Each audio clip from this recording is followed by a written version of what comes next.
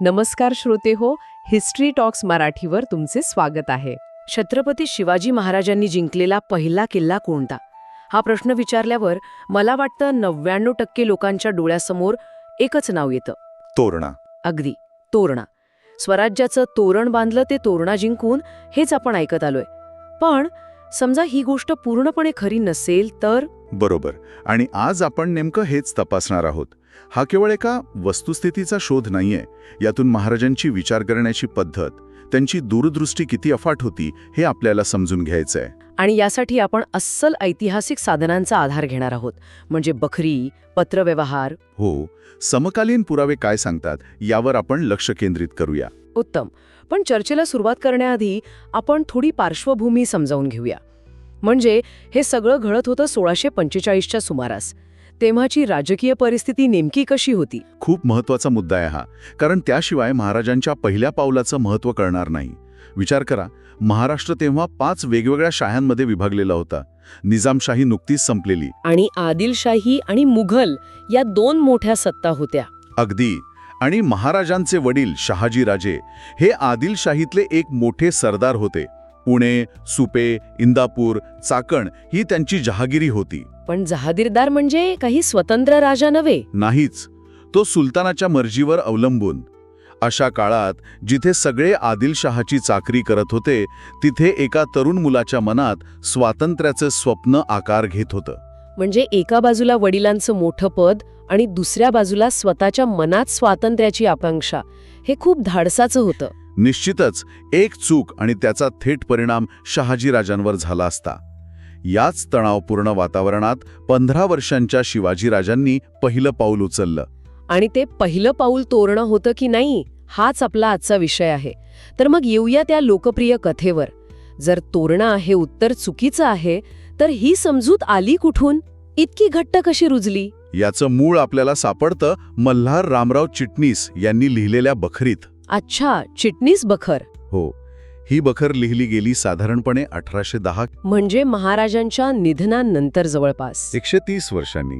बापले, 130 वर्ष. हा तर खूप मोठा काळ आहे. हो, आणि या बखरीत पहिल्यांदाच स्पष्टपणे लिहिलं गेलं की महाराजांनी जिंकलेला पहिला किल्ला तोरणा होता. पण फक्त एका बखरीमुळे एवढा मोठा गैरसमज कसा पसरू शकतो?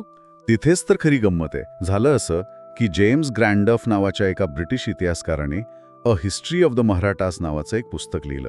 हो, त्याबद्दल मी ऐकले आहे. त्याने आपल्या पुस्तकासाठी मुख्य आधार घेतला तो याच चिटणीस बखरीचा. आणि त्याचं पुस्तक इंग्रजीत असल्यामुळे ते जगभर पोचलं. अच्छा. पुढे आपल्याकडच्या अनेक इतिहासकारांनी सुद्धा सुरुवातीला ग्रँडफलाच प्रमाण मानलं. आणि असा हा एक मोठा घोळ झाला. अगदी एक मोठा घोळ झाला आणि चुकीचा संदर्भ पिढ्यानपिढ्या पुढे दिला गेला. मला एक विचार येतोय, तोरणा आणि तोरण या शब्दांमध्ये जे साधर्म्य आहे, त्यामुळे कदाचित ही कल्पना जास्त आकर्षक वाटली असेल का? म्हणजे असं काव्यात्मक वाटतं. ही शक्यता नाकारता येत नाही. त्याला आपण काव्यात्मक सत्य म्हणू. ऐकायला छान वाटतं, लक्षात राहतं. पण इतिहास पुराव्यांवर चालतो, काव्यावर नाही. बरोबर. आणि गंमत म्हणजे महाराजांच्या जवळच्या काळातले पुरावे पूर्णपणे वेगळीच कहाणी सांगतात. मग आता आपण त्या पुराव्यांकडे वळूया. महाराजांच्या काळातले लोक, त्यांचे मंत्री, त्यांचे सहकारी, त्यांनी काय लिहून ठेवलंय? आणि इथेच खरा उलगडा व्हायला सुरुवात होते. आपण जितके जुने आणि महाराजांच्या काळाच्या जवळचे स्रोत पाहतो, तितकं चित्र स्पष्ट होत जातं. उदाहरणार्थ 91 कलमी बखर ही लिहिली आहे दत्ताजी त्रिमल वाकेनवीस. ते स्वतः महाराजांच्या अष्टप्रधान मंडळातले मंत्री होते. अरे वा, म्हणजे थेट दरबारातली व्यक्ती. हो, आणि त्यांच्या लेखनात तोरणा पहिल्या स्थानी नाही. हा तर मोठा पुरावा आहे. याशिवाय अजून काही? यापेक्षाही महत्वाचा पुरावा म्हणजे कृष्णाजी अनंत सभासद यांची सभासद बखर. सभासद बखर, ती तर खूपच विश्वासार्ह मानली जाते, नाही का? अगदी. सभासद हे महाराजांच्या राजमंडळातले अत्यंत महत्वाचे अधिकारी होते. आणि आश्चर्याची गोष्ट ही आहे की त्यांच्या बखरीत महाराजांनी सुरुवातीला जिंकलेल्या किल्ल्यांच्या यादीत तोरणा किल्ल्याचा उल्लेखच नाहीये. काय सांगताय? उल्लेखच नाही? ही तर खूपच मोठी गोष्ट आहे. म्हणजे ज्याला आपण पहिला किल्ला मानतो, त्याचा एका महत्वाच्या समकालीन दस्तावेजात साधा उल्लेखही नाही. बरोबर. या एका गोष्टीमुळे तोरणा प्रथम या कथेवर मोठं प्रश्नचिन्ह लागतं. मग जर तोरणा नाही तर काय? इथे आपल्याला इतर बखरी मदत करतात. शिवदिग्विजय बखर नावाचा एक ग्रंथ आहे. तो आपल्याला किल्ल्यांचा स्पष्ट क्रम देतो. त्यानुसार महाराजांनी सर्वात आधी ताब्यात घेतला तो राजगड. राजगड. हो, त्यावेळेस त्याचं नाव होतं मुरुंबदेवाचा डोंगर. असं म्हणतात की ब्रह्मर्षी मुरुंब ऋषींच्या नावावरून ते नाव पडलं होतं. अच्छा. शिवदिग्विजय बखर म्हणते, आधी मुरुंबदेवाचा डोंगर, मग सिंहगड आणि मग तिसऱ्या क्रमांकावर तोरणा. म्हणजे तोरणा तिसऱ्या क्रमांकावर येतो. हो, आणि मराठा साम्राज्याची छोटी बखर सुद्धा याला दुजोरा देते. तीही म्हणते की पहिले राजगड, मग तोरणा, सिंहगड. म्हणजे आपण जितके जुने स्रोत तपासतो तितका एक समान धागा दिसतो की सुरुवात राजगडापासून झाली. ठीक आहे, म्हणजे बखरी एका दिशेने संकेत देत आहेत. पण तरीही बखरी म्हणजे कोणीतरी नंतर लिहिलेल्या आठवणी, त्यावर शिक्कामोर्तब करणारा एखादा थेट पुरावा आहे का? म्हणजे एखादं पत्र किंवा सरकारी फरमान आहे. आणि तोच या संपूर्ण चर्चेतला निर्णायक क्षण आहे. ओके. आपल्याकडे 2 वेगवेगळ्या तारखांची 2 अत्यंत महत्वाची कागदपत्र आहेत. ही पत्र म्हणजे आपण जणू काही टाईम मशीनमध्ये बसून थेट 1645 साली पोचलो आहोत. मी ऐकायला उत्सुक आहे. पहिलं पत्र आहे 30 मार्च 1645चं. हे आदिलशहाने दादाजी नरसप्रभूंना पाठवलेलं फरमान आहे. आदिलशहाने पाठवलेलं? हो, आणि दुसरं त्याहूनही महत्वाचं ते आहे 17 एप्रिल 1645चं. हे पत्र स्वतः शिवाजी महाराजांनी त्याच दादाजी नरसप्रभूंना लिहिलेलं आहे. थांबा, म्हणजे आदिलशहाचं फरमान आणि महाराजांचं पत्र दोन्ही एकाच महिन्याच्या आसपासची आहेत? अगदी, जणू काही आपण त्यावेळचा थेट पत्रव्यवहारच वाचतोय. नक्की काय होतं त्यात, ज्यामुळे सगळं चित्र स्पष्ट होतं? आदिलशहाच्या फरमानात तो दादाजी नरसप्रभूंना जाब विचारतोय की शिवाजीराजांनी मुरुंबदेवाचा डोंगर म्हणजेच राजगड ताब्यात घेतलाय. अच्छा. तो म्हणतोय की तुम्ही राजांना भेटा आणि त्यांना तो किल्ला परत द्यायला सांगा. यावरून एक गोष्ट स्वच्छ होते की मार्च 1645च्या आधीच राजगड महाराजांच्या ताब्यात होता. आणि त्याची खबर विजापूरपर्यंत पोहोचली होती. हो, आणि ते अस्वस्थ झाले होते. हां, तर खूपच निर्णायक पुरावा आहे. पण तुम्ही म्हणालात की महाराजांच्या पत्रात काहीतरी विशेष आहे. हो, आणि इथेच या चर्चेचं सार दडलेलं आहे. ते केवळ एक पत्र नाहीये, तो एका भविष्यातील सार्वभौम राजाचा पहिला जाहीरनामा आहे. जाहीरनामा? हो, आदिलशाहीच्या दबावामुळे घाबरलेल्या आपल्या अधिकाऱ्याला धीर देताना अवघ्या 15 वर्षांचे शिवाजीराजे जे लिहितात ते वाक्य इतिहासात सुवर्णाक्षरांनी कोरलं गेलंय. काय लिहितात ते? ते लिहितात, हे राज्य व्हावे हे श्रींचे मनात फार आहे. हे राज्य व्हावे हे श्रींचे मनात फार आहे. अंगावर अक्षरशः काटा आला. फक्त 15 वर्षांचं वय आणि विचार किती मोठे आहेत, हे एखाद्या जहागीरदाराचं मुलाचं वाक्य वाटतच नाही. अगदी तसंच. या एका वाक्यात सगळं काही आलं. दूरदृष्टी, आत्मविश्वास आणि आपल्या ध्येयावर असलेली श्रद्धा.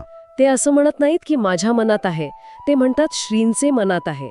म्हणजे या कार्याला एक दैवी अधिष्ठान आहे. बरोबर. ही केवळ एक किल्ला जिंकण्याची लष्करी कारवाई नाहीये. एका स्वतंत्र राज्याच्या, स्वराज्याच्या स्थापनेची ही सुरुवात आहे. ही संकल्पना त्यांच्या मनात किती स्पष्ट होती हे यातून दिसतं. आणि राजगड जिंकणं ही त्या भव्य स्वप्नाची पहिली विचारपूर्वक उचललेली पायरी होती. आता सगळं जुळून येतंय. राजगड जिंकला गेला, तोही मार्च 1645च्या आधी. त्यावर शिक्कामोर्तब करणारी पत्रही आहेत. मग तो मूळ प्रश्न उरतोच, जर राजगड आधी तर मग तोरणा नक्की कधी जिंकला? त्याबद्दलही आपल्याकडे पुरावा आहे. कान्होजी झेदेंच्या घराण्यातील वैद्य प्रभू यांच्या हकीकतीमध्ये याचा उल्लेख सापडतो. अच्छा. त्यानुसार तिमाजी प्रभूंनी शके 1568 म्हणजे इसवी सन 1646 किंवा 1647च्या सुमारास तोरणा किल्ला जिंकून घेतला. म्हणजे राजगड जिंकल्यानंतर जवळपास 1.5 ते 2 वर्षांनी तोरणा स्वराज्यात सामील झाला. हो, याने तर संपूर्ण कालगणनात स्पष्ट होते. राजगड 1645च्या आधी आणि तोरणा 1646-47 मध्ये. आता यात काहीच शंका राहत नाही. अजिबात नाही. तर या सगळ्या चर्चेचा अर्थ असा होतो की महाराजांनी स्वराज्याचे तोरण तोरणा जिंकून नाही तर राजगड जिंकून बांधले. पण मग प्रश्न असा येतो की राजगडच का? आजूबाजूला दुसरेही किल्ले होते.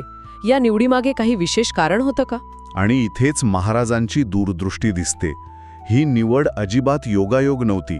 राजगड हा अत्यंत दुर्गम, विस्तृत आणि संरक्षणाच्या दृष्टीने मोक्याच्या ठिकाणी होता. म्हणजे तोरण्यापेक्षा जास्त अवघड होतं. हो, तोरणा जिंकणं तुलनेने सोपं होतं, पण राजगड जिंकणं आणि तो टिकवणं कठीण होतं. महाराजांनी फक्त पहिला किल्ला जिंकला नाही, तर त्यांनी स्वराज्याची भावी राजधानी निवडली. राजधानी. हो, राजगड पुढे तब्बल 26 वर्ष स्वराज्याची पहिली राजधानी होता. त्याचा विस्तार, पाण्याची उपलब्धता, त्याची रचना, सगळं राजधानीसाठी अगदी योग्य होतं. म्हणजे पहिल्याच पावलात त्यांनी पुढच्या 25-30 वर्षांचा विचार केला होता. बरोबर. ही केवळ एक लष्करी जीत नव्हती, एका साम्राज्याच्या निर्मितीची ती पायाभरणी होती. एका बाजूला शत्रूला जिंकण्याचा विचार आणि त्याचवेळी आपलं राज्य कसं उभं राहील, त्याची राजधानी कुठे असेल याचा विचार. आणि हे सगळं वयाच्या 15व्या वर्षी. हे स्पष्ट झालं की महाराजांनी जिंकलेला पहिला किल्ला तोरणा नसून राजगड होता. पण मला वाटतं याचं महत्त्व फक्त ही एक माहिती दुरुस्त करण्यापुरतं मर्यादित नाही. तुम्ही अगदी योग्य मुद्दा मांडलात. ही केवळ एक ऐतिहासिक दुरुस्ती नाही, याच्या पलीकडे जाऊन विचार करण्याची गरज आहे. विचार करा, 15 वर्षांचा एक तरुण फक्त एक सोपा किल्ला जिंकून विजय साजरा करत नाहीये. तो एक अवघड मोक्याचा किल्ला निवडतो, जो भविष्यात त्याच्या राज्याची राजधानी बनेल. आणि आदिलशाहीला न घाबरता म्हणतो, हे राज्य व्हावे हे श्रींचे मनात फार आहे. हे त्यांच्या असामान्य नेतृत्व गुणांचं आणि दूरदृष्टीचं प्रतीक आहे. आणि यातून आजच्या काळातही खूप काही शिकण्यासारखं आहे की नाही? नक्कीच. कोणतंही मोठं कार्य सुरू करताना केवळ पहिलं सोपं यश महत्वाचं नसतं, तर त्या पहिल्या पावलामागे एक मोठी दृष्टी असणं महत्वाचं असतं. तर मग याच विचाराने आपण आजची चर्चा संपवूया. एक प्रश्न श्रोत्यांसाठी सोडून जाऊया.